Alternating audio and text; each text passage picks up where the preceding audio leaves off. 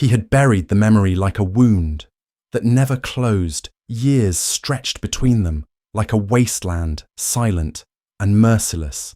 And yet some part of him always listened for footsteps that never came, because absence doesn't mean forgetting and time does not sever what was never held by time. It began with a sound sharp and distant, a cry that didn't belong to this life, but to another one long extinguished, yet still smouldering in his chest. And when he turned and saw the broken creature cornered and, trembling, something ancient and wordless surged through him. Not recognition, not reason, but a force older than memory itself. A bond that had no right to survive, but did, because grief had not killed it. Silence had not erased it. And when their eyes met, the years collapsed, and the world remembered what they had once been and what they were still. Every morning he brewed his coffee in silence the way he used to pour 2 bowls out of habit, one for himself, one left untouched but still filled, as if the gesture alone could summon what was gone. His apartment was small, almost sterile plants by the window that barely grew. Books stacked with a kind of careful neglect, a leash hanging by the door collecting dust, like memory itself. He walked the same path each evening, down narrow streets, past the rusted gate, past the empty lot where wildflowers now grew, where once there had been paw prints. He sometimes paused there not long, just enough for something to rise in his chest and fall again, unnoticed by anyone but him. His friends said he seemed well composed, routine, driven, calm, and he nodded, smiled, even meant it some days, but in quiet moments when the world turned its back, he would reach out in thought to something that no longer answered.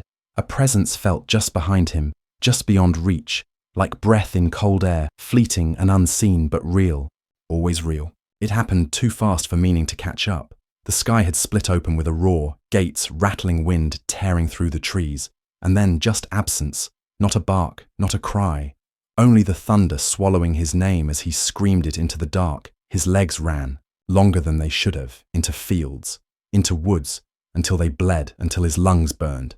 But the stillness that answered him was final, not loud, but total. The kind of silence that follows something sacred being broken. He didn't sleep for days only, waited, stared at the door, as if it owed him something.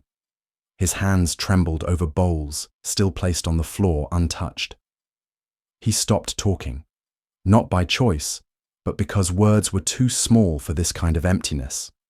And as the weeks curled into months, something inside him hardened, not with anger, but with quiet surrender. He became the kind of person who forgot birthdays, who didn't open the curtains, who walked without looking up and somewhere far off. The dog wandered through places that didn't know, his name thinner, every season slower shadows growing in his eyes. His world had narrowed to scent and survival, but something deeper tugged always backward toward a voice that no longer called. They were 2 ghosts now, walking parallel through time, not knowing if the other still breathed, carrying the weight of a bond stretched so thin it might have broken, but never quite did. Instead, it hummed quietly, painfully across distance, like a song half remembered and always unfinished. Let me pause for just a moment. And now I want to hear from you. Where are you listening from? Have you ever had someone, a person, or maybe even an animal, remember you after long, silent years apart? A look, a moment, and suddenly everything comes rushing back. If stories like this touch something deep in you, don't forget to follow. There's so much more ahead, full of memory, feeling, and quiet truths. It started with a sound so ordinary, it should have passed unnoticed. A bark somewhere in the distance, rough and worn like gravel, but it carved straight through him, like lightning through dry earth, because memory doesn't fade. It waits, and in that instant, the years unraveled in his chest like rope snapping loose. He turned without thinking, followed the sound through streets. He didn't know past flickering neon and cracked pavement until the city peeled away into alleyways alive with noise and breath and fear. And there it was, a blur of fur and teeth. A dog cornered by a pack, too many, too fast but limping unmistakably. Limping like he once had, and something broke open inside him. something that had slept too long. He didn't plan, he just moved, shouted, lunged, made himself a shield, made himself loud again after so many years of silence. The dogs scattered like smoke, and for a heartbeat all was still. And then the fear came, not for the danger behind, but for what might be ahead. What if it wasn't him? What if hope was just another trick of the light? But even as doubt rose, his body stepped forward on its own, breath-shaking, heart loud, because somewhere deep in his bones he knew this pain, knew this shape, knew this soul, no matter how many years had passed. And now there was no turning back, because you don't run from what once saved you. You walk toward it, even if you're afraid, even if you're broken, even if it might not remember your name, you walk anyway. He stood frozen, the air around him thick and holding its breath. The alley suddenly too quiet, the sounds of the city muffled like they were underwater. The dog looked up slowly, blood on his flank, patches of fur, missing one leg, trembling beneath him, and their eyes met, and something ancient stirred between them. Not thought, not certainty, but instinct. A flicker of something sacred buried under years of silence. The boy took one step forward, and the dog didn't run. He flinched barely, but didn't turn away, and that was enough. The smell hit him. Then not the alley, not the rot and rust, but something underneath, something remembered. Damp earth, wood smoke, fur and cold nights, and the dog sniffed the air in return, one step closer. Now, the boy knelt his hands, shaking, reaching, slowly, not to grab, just to offer, and for a long moment, nothing happened. Only the dog's ragged breathing, only the sound of the wind curling around them, and then the dog whimpered, low, soft, unsure, and took a step and another until his head pressed gently against the boy's chest, and the boy broke inside, not loud, not messy, just quiet, shattered breath caught in his throat as he whispered the name he hadn't spoken in years. Shadow, and the dog stirred like he'd heard it every day since, like nothing had changed, and everything had. And he sank into the boy's arms, not with energy, but with trust, the kind that survives famine distance time, the kind that waits. And the boy held him, arms wrapped around old bones and pain and memory.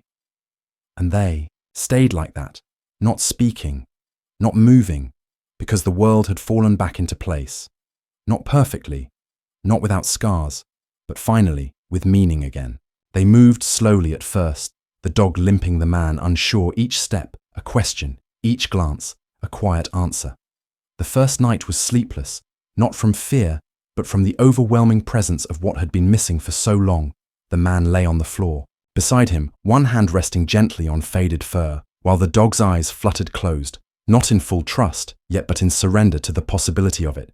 In the mornings they walked without destination, the leash loose between them, not as tether, but as thread, a reminder that they were no longer alone. Sometimes the dog would pause, nose lifting toward the wind, as if remembering something the man could not see, and he would wait, patient, letting memory take its shape and pass. They began to relearn each other through small moments, a shared glance, a tentative wag, a game of fetch where the ball was never brought back, but thrown anyway just to see him run.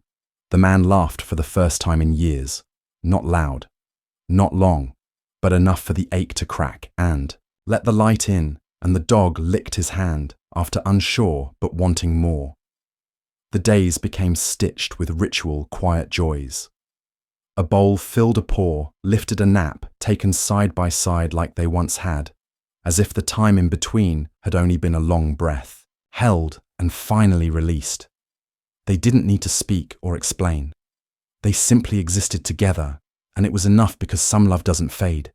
It changes shape, waits in silence, watches through distance, and when it returns, it doesn't ask for proof, it becomes the proof. And so they walked not back to what was, but into what could be a second beginning, written in scars and softness, where every small touch said, I remember, and every step forward said, I'm still here. Some bonds do not break, they simply grow quiet, waiting beneath the noise of life, beneath the years, and the forgetting. They do not need words or promises or reasons. They only need time and the chance to return in the quietest moment when the heart is tired and the soul has stopped expecting. They come back, not to fix what was, but to remind us it was real. To remind us we were seen and loved once and maybe still are. And when they return, they do not knock. They simply stand there waiting. And something inside us opens and breathes again, not as before, but as something deeper, because true connection doesn't vanish. It waits until we're ready to feel again. And when it finds us, it doesn't ask for the past. It offers us a future, quietly, completely.